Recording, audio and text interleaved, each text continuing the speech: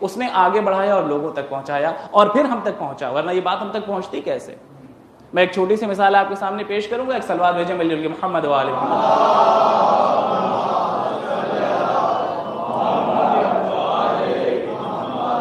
آپ انداز دیکھیں خدا کی قسم، اور جملے اتنی نورانی ہیں کہ جتنی بار ذکر کیا جائے اور جیسے بھی ذکر کیا جائے روح کو تازگی ملتی ہے اور روح کو بالادگی ملتی ہے۔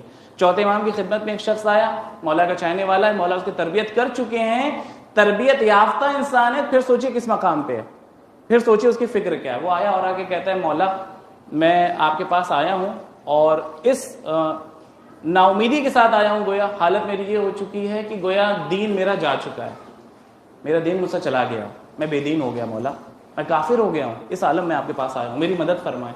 مولا نے فرمایا تم کافر نہیں ہو، تم بے دین نہیں ہو۔ کہا مولا میں ہو چکا ہوں بے دین، میری حالت ہو چکی ہے ایسی۔ مولا نے فرمایا نہیں تم بے دین نہیں ہو، دین ہے تمہارا، مت گھبراؤ۔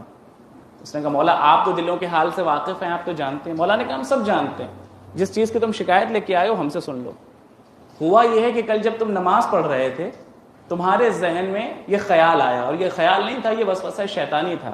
شیطان نے تم سے آ کے کہا کہ یہ جو نمازیں پڑھ رہے ہو ان نمازوں کا صلہ کیا ہوگا، ان نمازوں کا فائدہ کیا ہوگا، یہ سوال ہمارے ذہن میں بھی آتا ہے، اور اگر آ جائے تو سمجھ جائیے وسوسہ شیطانی ہے جو فائدہ پوچھنا شروع کر دے، فائدہ کیا ہے نماز کا؟ تو کہا مولا سوال تو آیا تھا ذہن میں، وسوسہ آیا تھا۔ کہ تم جواب نہیں دے پائے تھے، جواب تو تمہارے ذہن میں رہ گیا تھا، کہو تو اس کو بھی بتا دے، نہیں تو پھر تم خود ہی بتا دو۔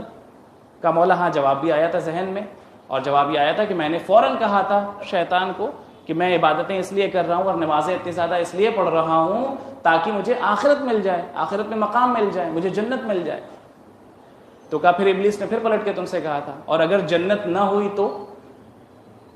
یہ سوال کسی کے ذہن میں بھی آ سکتا ہے، بھئی اتنی عبادتیں کر رہے ہیں، مجلسوں میں جا رہے ہیں، مولا کے پیغام کو سن رہے ہیں، کل کو اسی امید کے ساتھ ہے نا کہ کل جب محشر میں پہنچیں گے تو مولا شفاعت فرمائیں گے، جنت حاصل ہو جائے گی۔ فرض کر لیں جنت نام کی کوئی چیز ہی نہ ہو، پھر کیا ہوگا؟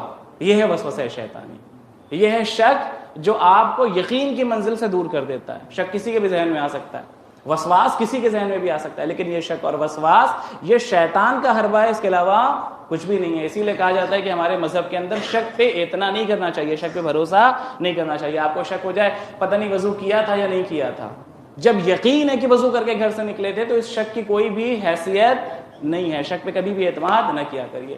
تو جملہ جو میرے مولا نے کہا بڑا خوبصورت ہے، میں آپ کی خدمت میں پیش کروں گا۔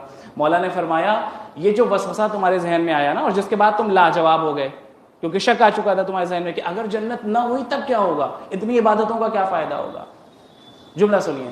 فرمایا شک، دیکھیے پہلے تو ایک بات جملہ عرض کر دوں پھر یہ جملہ پیش کروں تاکہ بات آپ کے لیے بالکل روشن ہو جائے اور واضح ہو جائے۔ دیکھیں ایک ہوتا ہے راستہ اور ایک ہوتی ہے منزل، ایک ہے راستہ اور ایک ہوتی ہے منزل۔ جس راستے پہ چل کے آپ منزل تک پہنچتے ہیں، آپ سب اپنے گھر سے نکلے، منزل کیا ہے آپ کی؟ کاغذی پورا کا امام باڑہ، یہاں پہ آئے تھے آپ، یہ آپ کی منزل ہے۔ یہ جو بیچ میں راستہ طے کیا ہے آپ نے اسے کہتے ہیں راستہ، راستہ اور ہے منزل اور ہے۔ اب آئیے چوتھے امام کے جملے کے اوپر، مولا نے فرمایا شک بہت اچھا راستہ ہے لیکن شک بہت بری منزل ہے۔ میں جملے کی وضاحت کروں گا اپنے بھائیوں کے لیے۔ شک بہت اچھا راستہ ہے لیکن شک بہت بری منزل ہے۔ کیوں شک اچھا راستہ ہے؟ کیونکہ شک کا راستہ آپ کو یقین کی منزل تک لے جاتا ہے، لیکن اگر آپ نے منزل ہی کو نہیں سمجھا اور منزل پہ شک کر گئے، منزل کا جو شک ہو گیا تو پھر یہ تو معاملہ گڑبڑ کر دے گا، پھر راستہ گڑبڑ ہونے والا ہے۔ راستہ بہت اچھا ہے، راستے میں اگر شک ہو رہا ہے تو کوئی مشکل نہیں ہے، لیکن منزل میں شک نہیں ہونا چاہیے۔ جب تمہیں معلوم ہے کہ تمہاری عبادتوں کی منزل اللہ کی بارگاہ میں جنت ہے تو پھر یہ شک کی پرواہ نہ کرو، اپنے یقین پہ پرواہ کرتے چلے جاؤ، عبادتیں کرتے چلے جاؤ، ایک لمحے کے لیے بھی ذہن میں خیال نہ لانا